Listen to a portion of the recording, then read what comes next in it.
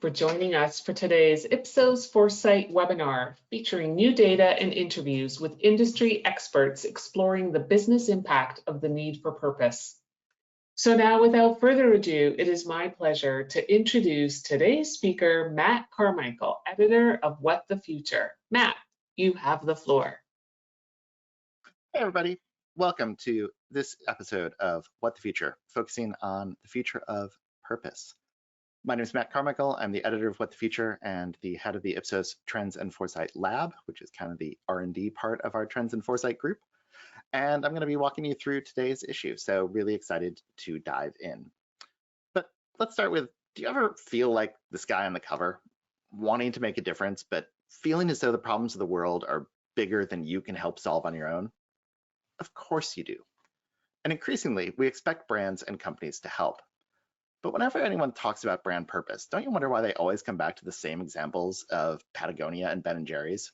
It's time to expand that conversation. People are looking at brands and companies to solve many of the world's problems. And there are real challenges and issues we're facing, right? Systemic inequality, environmental collapse, remote work, AI, wars, polarization. In short, we're in a polycrisis. The problem is that solving any of these problems isn't easy. In a pivotal moment in his presidency, during the summer of 1979, Jimmy Carter gave something referred to as the malaise speech, talking about the crisis of confidence that Americans were facing. He says, "You can see this crisis in the growing doubt about the meaning of our own lives and in the loss of unity and purpose for our nation." He said, "The erosion of our confidence in the future is threatening to destroy the social and political fabric of America." When he gave that speech, he had just spent more than a week doing an extraordinary bit of qualitative research himself by talking to American citizens directly about what they thought about the nation. What he heard will sound familiar if you've read the news today. Inflation, energy prices, growing distrust of government, schools, media, churches, and other institutions. And arguably, things have only worsened in the intervening decades. So it's hard to have a unity of purpose in a polycrisis. As our Ipsos Global Trends report shows, we are now, as then, facing multiple crises. Brands are finding it's hard to address them all. They define their purpose based on their product, services, stakeholders, and customers. And in this issue, Diageo and Tapestry will talk about their purposes, how they approach them today, and how they will tomorrow. And we also talk about the pitfalls and the opportunities with author Rashad Tabakawala and the University of Arizona's Nushin Warren. The challenge is real. We have these global and local crises. We have growing polarization. People want brands to help solve these crises and often want them to be neutral on social and political issues, but also prioritize brands that side with what they agree on in social and political issues. And people aren't always pulling their own weight in finding a solution. We will say we will, but we often aren't willing to bear the additional costs of creating sustainable goods and ethical and inclusive supply chains. And the existing say-do gap collides with inflation. Are brand purpose efforts going to be changed or even devalued by customers? Part of the issue is that brands no longer have full control of the conversation and their own narrative. Customers now have such a strong voice that they help shape brand perception, and brands need to act with empathy, consider the context of their messages, and the expectations that customers have. A clear definition and demonstration of their purposes can go a long way towards setting that expectation. But ultimately, people have to buy in, both metaphorically and literally. The choices that people and consumers make with their wallets will dictate how much brands can or cannot help, no matter how much those same consumers say they want brands to be part of the solutions. So there's a lot going on with this topic, and the future of this topic is particularly murky and fraught. So let's dive in. When we think about the future, we think about it in terms of all of the things that are going to take place around that future. So if you're doing a formal foresight exercise, the center of this diagram, the center of this part of the exercise, will be a very specific problem for your brand and a business question you're trying to solve. When we're putting together What the Future, our end goal is to create a magazine that is broadly readable. So we keep the center of our discussion a little more broad. And so when we're thinking about future, we are thinking about the future of purpose. And when we're thinking about that, we are thinking about some of those things that are going to drive the future and the tensions therein. So we're thinking about the corporate interests, of course, and ESG versus purpose, and what people believe about these things, and kind of our daily life concerns and how that's all going to interplay. We think about the different kinds of purpose you can have, right? You can have environmental purposes. You can have purposes around social change and media and representation and equity. You can have purposes that relate more to kind of tech advances and helping create solutions to our problems. You can have purposes around wellness, about healthier living or mental well-being, how brands can support all that. And then our pivot at the end is going to be talking a little bit about politics and polarization. If you have read the news at all lately, these are issues you're probably thinking about. And when we think about change, we're always thinking about it in the context of the Ipsos theory of change that underpins all our work, both in the kind of editorial foresight that my team does, as well as our actual trends and foresight work out of our Strategy 3 group. And so we're thinking about the macro forces, the huge things underlie all of our change, the big kind of plate tectonics, if you will. And we've talked about a number of them and how they relate to purpose already. Things like climate change, things like inequality, things like tech advances. All of these are kind of huge macro forces that are going to play into all of our thinking about the future. On the right-hand side, we're thinking about the signals, the things we see in the news today that give us a hint that something is changing. The things that we don't even know necessarily what they mean, but our futurist spidey sense tells us they're going to mean something. And again, if you're reading the news today or any day recently, there are all kinds of interesting signals about brands and purpose and the backlash to those things. And all you have to do is look up what Kid Rock did this week, and you'll get kind of a sense of some of the things I'm thinking about. And then in the center is the shifts in society, markets, and people. We always want to keep the humans at the forefront of everything we do. So as we're thinking about all of these things, this is all the kind of inputs that come into our thinking about the future and the trends and the foresight and the drivers of change. One recurring feature in WTF is this framework. We consider the futures that people want, and then the futures that they think they will wind up with. And these are opportunities for brands to help people get to the future we want. So we ask people these kind of forced choice questions about what kind of future they want on one side or another. And then we ask them, what kind of future do you think we're actually going to wind up with? And so we see these gaps. So people agree that for the most part, they want companies and people to live and shop with purpose. In fact, the vast majority want a world where companies make products without waste, where companies try to solve global problems and local problems, but they take a far dimmer view on whether that will happen. Where people is most confident is in their own behavior, that they will consider a brand's missions and values and their purpose. And that's the future they see as most likely.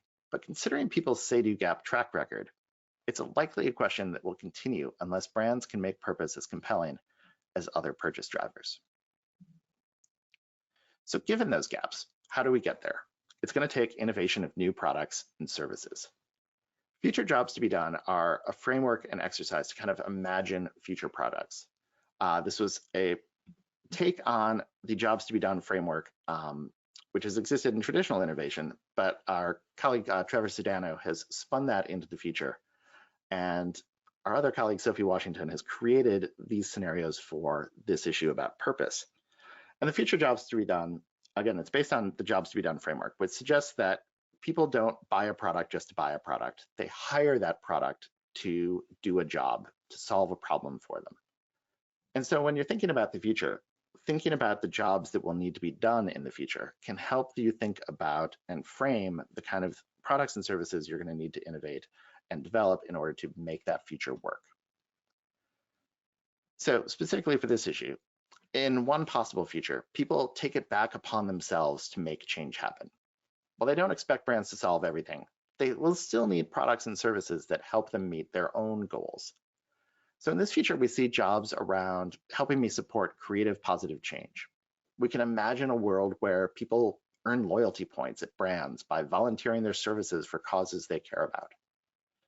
Future jobs here include helping people find initiatives and organizations that reflect their personal mission helping people work against systemic injustice that has negatively affected communities, and helping people find a meaningful platform for change. In this world, people feel disillusioned as the news cycle uncovers myriad disappointing greenwashed brand scandals, and people will need renewed and constant inspiration to avoid existential feelings of hopelessness.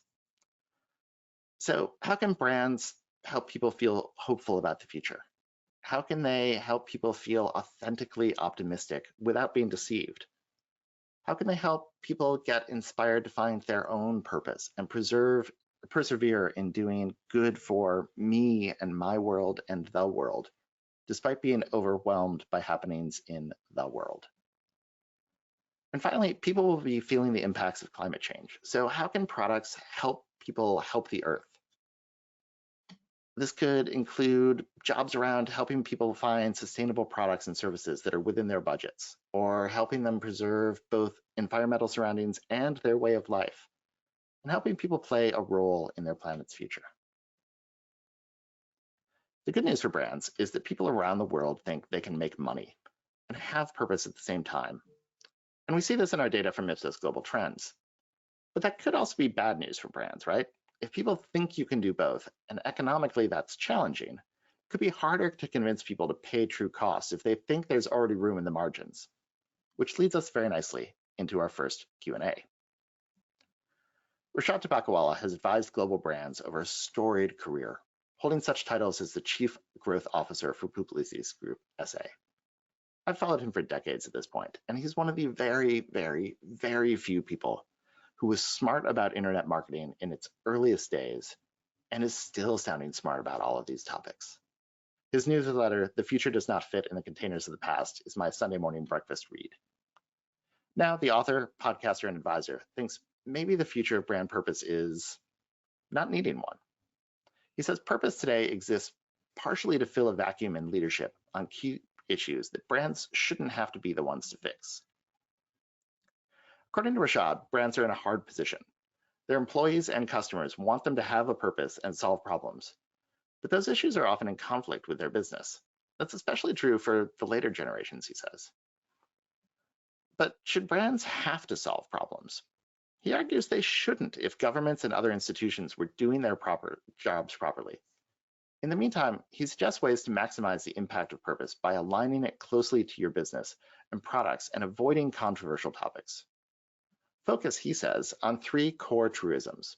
We want better for our children, we don't want to go hungry, and we will all get older. But also remember that purpose is good for retaining and attracting staff too, not just for customers. Keeping both of these things in mind will keep your purpose something that works for your brand today and tomorrow. And to get back to an earlier point, I asked Rashad that question that had been bugging me about why, if this is so important, are Ben & Jerry's and Patagonia the only examples we always have? He said it basically comes down to they just do it better than others, and they really do live their purpose. Here's what he told me. Purpose is very much like principles, which is it costs you. If you are principled at some particular stage, you're going to do things that will potentially hurt your career, hurt other people, hurt financial performance, because you decide to say, that doesn't fit my principles. So purpose, to a certain extent, if you look at a Ben & Jerry or if you look at a Patagonia, they take a stand, and the stand pisses off certain people, and it also limits certain things. What a lot of companies today are doing for purpose is they're adding purpose because they don't want to piss off people, which is the exact opposite of what purpose is. Purpose is take a stand, be integrity. So that's the reason. It's become basically paint versus internal architecture. At the corporate level, ESG, environmental, social, and governance goals, are important to boards and investors. But these teams can tie into brand purpose as well on topics like sustainability, diversity, and inclusion. Environmental sustainability is important for corporations, but it will also be an ongoing concern for brands and consumers alike. At least some of them, according to a unique multi-country segmentation study conducted by Ipsos. The segmentation found that the so-called say-do gap between what customers say versus what they do looks very different market to market and doesn't exist at all for 17% of quote activist consumers who truly walk the walk and will compromise lifestyle for environment. So despite backlashes in some corners, brands will need to walk the walk as well, says Lauren DeMar, the Chief Sustainability Officer and Global Head of ESG for Ipsos. She says it's key for brands and companies to have their ducks in a row and take care with both their actions and their messaging. While greenwashing doesn't land well with consumers, she doesn't believe that green hushing, where companies downplay their initiatives, is the answer either. People and brands are increasingly considering the larger impact a product has beyond its typical product benefits. The Ipsos Purpose Index adds a new dimension to concept testing to demonstrate if consumers perceive an innovation to have a greater purpose, and if that perception aligns with the brand's intended positioning. Ipsos research finds that less than half of innovations are perceived to have a higher order purpose. Among those that do, a focus on health is the most common positioning, says Adam Brown, a VP in Ipsos's innovation practice. He says, while a purpose-focused narrative does not appear to drive adoption of an individual innovation, it does get people to consider the product. And more importantly, it drives positive perceptions of the brand and therefore is likely to eventually convince people to try that product or another from the same brand. To Weston Grabo, Director of Innovation at global beverage alcohol leader Diageo, a lot of purposes, present and future, hinges on definitions and marketing. He says it's hard to specify what huge terms like sustainability mean, and it's harder to convince consumers that a brand is doing something and that their purchase decisions can matter. These are big challenges, but they're actually the kind that Grabo is excited by as he works on the purpose portfolio at Diageo. Local brands can easily connect to consumers and help them achieve their own purpose-related goals. Global brands have the advantage of scale in making a difference to worldwide problems like the environment. Diageo, which has both local and global brands in its portfolio, and it's in a unique position then to do both. The key, says Grabo, is not to overcomplicate things in the purpose-related messaging. Local brands can make a difference in their communities, which is important, but small brands can't solve all of the bigger challenges, so brands have to leverage their scale too. Weston appeared on a panel I moderated at CRC last fall, and then I invited him to take part in this issue of WTF. It was a great conversation, and I was intrigued by a comment he made about how Diageo has this portfolio of brands, and they have several different purposes within that, which gives them, in essence, a portfolio of purpose. Here's what he told me during our follow-up interview. We've seen brands that attempt to be all things to all people, but we've heard loud and clear from consumers that lip service on every issue is the last thing consumers want from brands. They want impact. Globally, there are hundreds of brands in the Diageo portfolio, and if our biggest brands have clearer swim lanes, they can help drive more value towards social and environmental goals. Bullet, which has been on a sustainability-focused journey, leads several initiatives. It partnered with American Forests to plant 1 million trees and are now advocating for tree equity in the US, and operate Diageo's first carbon-neutral distillery in North America. So how to communicate that? He says it all comes back to people, their values, and how to be clear about what each brand stands for. We can't overcomplicate what we're doing. We have so much that we want to talk to consumers about, but ultimately, we need to drill down to what's essential and authentic to a specific brand's purpose and how they best connect with their consumers.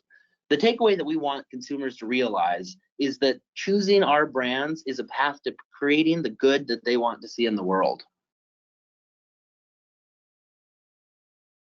As awareness and concern about climate change and the environment ticks up, people are increasingly engaged and looking for brand solutions. Yeah, generic feel-good sustainability messages can be a yawn and get lost in a sea of sameness. Instead, Ipsos research finds that ads that connect brand benefits to sustainability messages are strong performers. To be effective, sustainability advertising must be empathetic and believable across 6 dimensions, says Rachel Rogers, an SVP in Ipsos's Creative Excellence team. Ads with accessible, human context, achievable changes, and levity help people to connect to sustainability messages. Then news and information, tangible benefits, and brand credibility drive home relevance and support consumer action. Digital media is often touted as an opportunity to equitably reflect the changing composition of the population. But digital creators continue to be marginalized. For example, 1 in 4 creators say they're hesitant to post content that might hurt or change how platforms' algorithms recommend their content, according to new Ipsos research. These insights show how the imbalance is playing out on platforms and points to solutions that industry players might adopt to make the creator economy more equitable. Participants in this economy need to be transparent with each other on pay. A common issue for Black creators especially is being offered exposure for their work rather than real dollars. But exposure doesn't pay the rent, says April Jeffries, the president of Global Ethnography and Immersion in Ipsos's qualitative practice. Platforms must reduce bias in the algorithms. Full representation at the coding and design decision table is a must. A diverse team can consider the broader population and ask the appropriate questions. Platforms must commit to content beyond the averages. So particularly with innovation and creativity, it's the people at the margins who often bring a look into the future and game-changing ideas. Innovation can be an important part of solving environmental goals too. If that's part of a company's purpose, communicating those benefits is important. But if a company is a fashion brand, it's also important to help people communicate the brand choices they make and how those support their own purpose.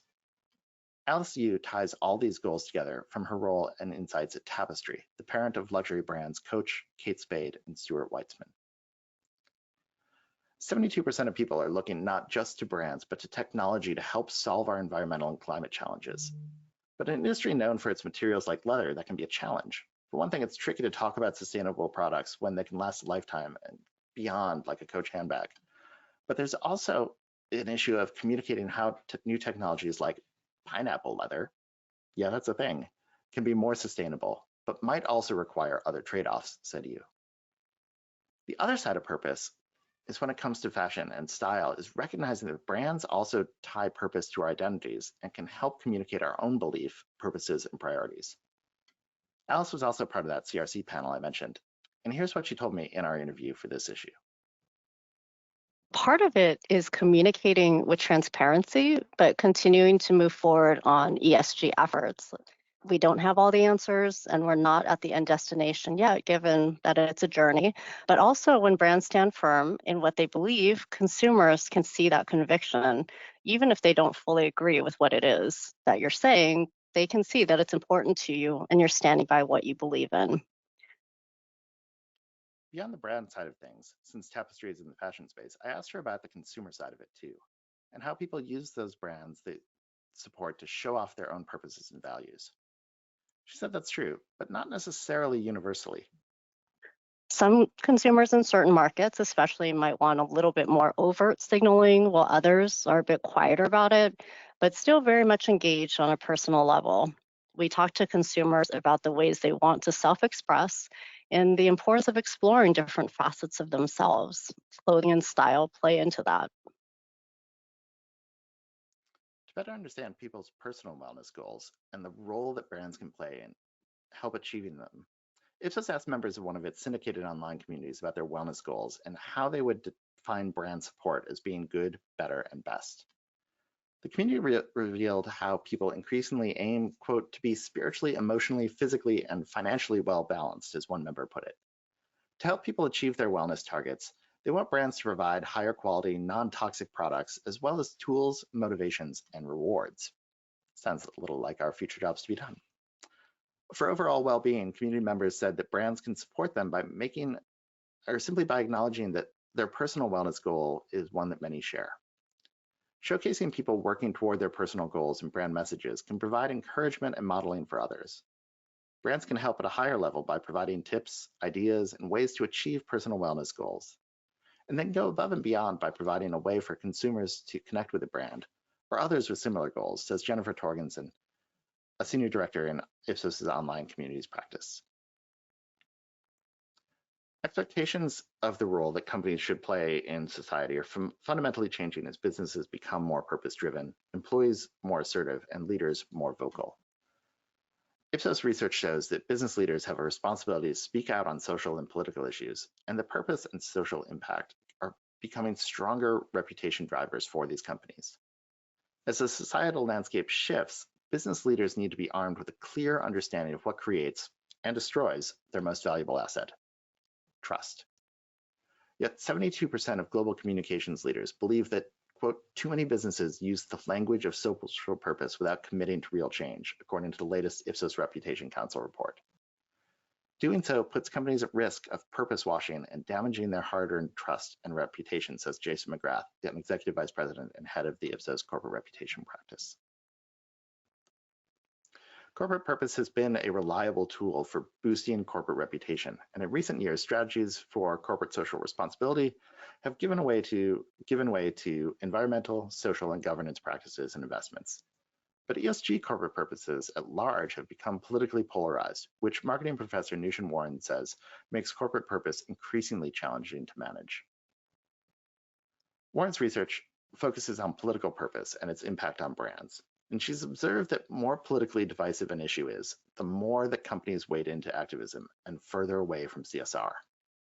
As companies try to meet younger consumers' demands, they take a stand on the social issues that this group cares about.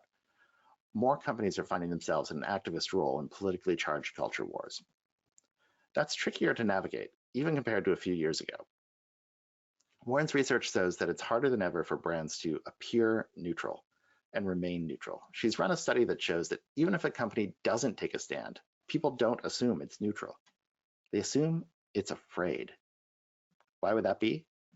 Here's what she told Kate MacArthur. I go back to absolutely social media. We brought this thing to people that they now can fight and then get hyped up, and then their voice is now heard really loud. It's been seen that you have one comment on Twitter, 2 hours later you might look and it's gone viral, and now you might get fired or something just because you said a sentence. Companies become politicized because we have all these very loud voice comes from people and pushes them. So backlash now cannot not be seen because we have a platform for it to be seen and be very loud.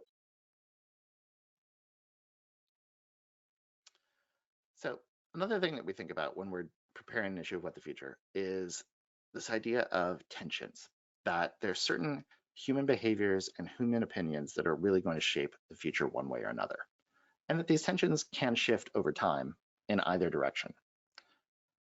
With the tensions in this issue, we see that they're a little more tense than in some of the issues we've done this in. And with a lot at stake on either side, there are many scenarios that are plausible in the future. So let's see where we are now. Tension 1. Most people think that brands should remain neutral on social issues, though a significant number, 40%, thinks they should take a stand. And as Nushin Warren was just saying, that's a tough needle for brands to thread. And she says that brands aren't doing it very well, as very few people in her research think brands are actually neutral. Just as brands often want their stances to be seen as they support causes and issues, the backlash is often visible as well, and these backlashes threaten to hamper brand efforts to take part in conversations around social issues. We see that in the news pretty much every day these days. But some brands will find that not taking a stand is the wrong path for their customers. Tension 2. People are split on whether they expect global brands to help with local issues. A global brand can often be the biggest employer, taxpayer, and user of natural resources in a region. And also, as global companies often have both global and local brands in their portfolios. Diageo's Weston Graybo says that scale is a superpower that big brands can wield to do an incredible amount of good. He says, we're not just working towards our Society 2030 goals to gain relevance with consumers. We're doing it because it's the right thing to do, and on a base level, it protects our ability to do business. It's everything for us, he says. Tension 3 is about, will people want products that last or just fill a need in the moment? And a strong majority of people say they prioritize purchases that will have a lasting impact over purchases that have more to do about joy in the moment. From a sustainability standpoint, that's probably a positive thing, but in the moment, it's a key piece of that priority. What sparks joy this second might be different from what will spark it tomorrow. If your brand, making sure that things you sell are sustainable and come at different price points, can enable that in the moment joy purchase, because frankly, the joy is important too in a world that's increasingly depressing and causing mental health challenges. Consumers today are trading off on a variety of things, says Tapestry's LSU, and it very much depends on the context, the situation, and where they're at and how they're feeling. As our poly crisis continues, will this tension shift because people need more moments of joy? And our final tension is really at the crux of a lot of brand purpose efforts. People say they want brands to play a role in solving many crises like environmental challenges. But oftentimes that comes with a cost, and people are split on whether they're willing to pay more for products that use less waste to make products. And we know many won't, even if they say they will. But one way to split the difference is to reduce waste by making less product, which then cuts costs because companies often make more than they sell. Rashad Tabakawala said, I spoke to a very large company, and I said, why don't you just make fewer things and maybe make better stuff that people can use longer? So where does all this leave us? Foresight often ends in a scenario or several scenarios that are plausible. And we've developed a couple mini ones here. We call these plausible ports on our journey to the future. Here's the first. Imagine it's 2033. The poly crisis of a decade ago was a warning cry, and amazingly, people heard it, and more importantly, they acted. A slim but then growing majority said they would pay more for products that were sustainably produced, and that sentiment spilled over into supporting brands and products who were solving the world's problems on a local and global scale. It's hard, though not clearly not impossible, to deny that the world has problems. We believe that governments, citizens, and corporations all have a role to play in solving them. People can shape governments by voting. They influence brands and companies by what they buy or what they don't buy. In 2023, there was a gap between people saying they supported brand efforts and being willing to pay even marginally higher prices for brands in order to support the cost of those efforts. Governments could have stepped in and subsidized those efforts too, but that didn't really happen either. This say-do gap wasn't universal, but it was sizable enough that it mattered. But the gap started to close. The cheap isn't cheap mantra from some brands started to seep through. The social media de-influencer movement took hold, and despite the cognitive dissonance of influencers now telling people to buy fewer or longer lasting things, people started to consume less and more thoughtfully. They looked to brands that supported their ideals, and brands that stood by their purposes not only survived backlashes, but thrived and managed to make differences in the process. People were proud that their purchases played a part, and they wore those choices, often literally on their sleeves, helping to express their identities and build support for movements to do more with less. Okay, so what if fewer people than the slim majority said they would, let alone actually did spend more for sustainable goods?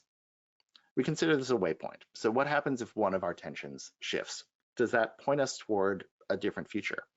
And of course, these are questions we have in the field now and questions we can trend. And so as they shift, we can keep an eye on that, and that will help us understand what kind of future we're headed towards. So say things cost more in 2023 than they did in 2022 or 2020. And meanwhile, COVID-era stimulus programs ended, interest rates rose, something had to give for budget-strapped consumers. And it turns out it was the idea of spending a premium on products that were better sourced or had a greener supply chain or supported causes like equity inclusion. Brands struggled for a while as consumers had a lingering expectation that their favorite labels and products would support change in the world. But eventually the consumers understood there was a cost they weren't willing to bear and let the brands off the hook. They bought what they needed and what they could afford, and brands had to find another way to break through and connect with consumers and investors other than through purpose and mission. Most people settled on price.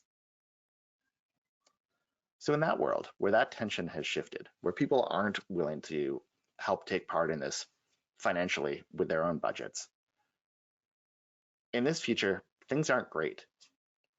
It's 2020 or 2033, but 10 years ago, the term polycrisis was debated in such lofty circles as the World Economic Forum at Davos.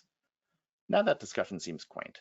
2023's wars spread, energy and climate crises heated up, rising nationalization and polarization rose, inflation inflated. What role did brands play? A large but unhelpful one. Why? Because customers expected them to fix everything, but they didn't support them when they tried. Brands spent the first part of the 2020s thinking they were expected to be a force of change. And although there was often a big payoff in social media sentiment, brands couldn't get consumers to support purpose efforts in the way that mattered, financially. Turns out there was a reason that any thought piece or discussion always came back to Patagonia and Ben & Jerry's.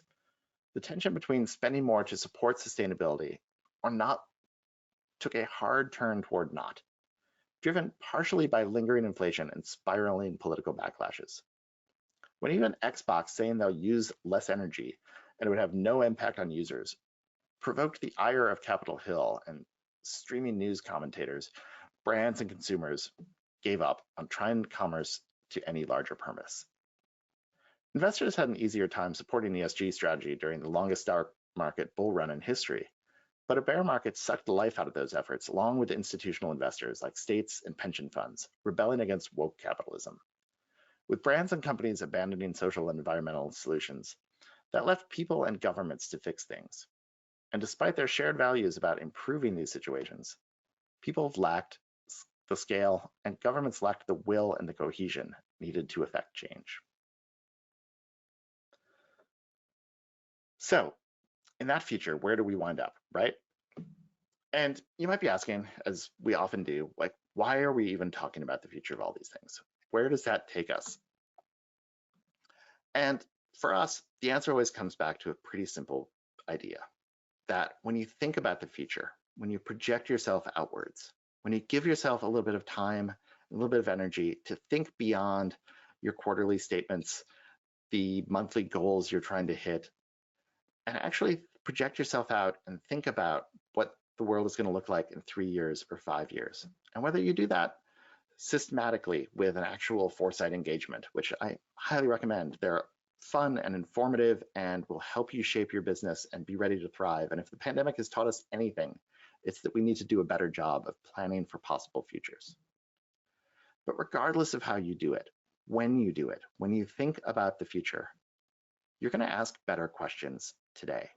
You're going to think about the kind of products and services you need to innovate. You're going to think about what the customer experience is going to look like in that space, what the user experience is going to look like. You're going to think about the way you're going to need to message that and how the changing population is going to mean changing messaging, or how generative AI is going to impact all of these things. And so again, when you think about those future things, you're going to do better research, you're going to ask better questions, you're going to solve better problems today. And that's what we do here at What the Future. So thank you for joining me. Thank you for coming in and checking out the future of purpose. We'll be back next month with the future of farming, which is going to take us in a very different direction. You can always go to future.ipsos.com where you can find all our issues. You can sign up for our monthly newsletter, which is free. Once a month, you'll get an email with the new issue and all of our great new research, all the great new folks we're talking to, and all the insights we're bringing you about the future of this topic. Every month it's something different, and we hope you'll tune in. Thanks again very much for joining us for the Future of Purpose, and we'll be back next month.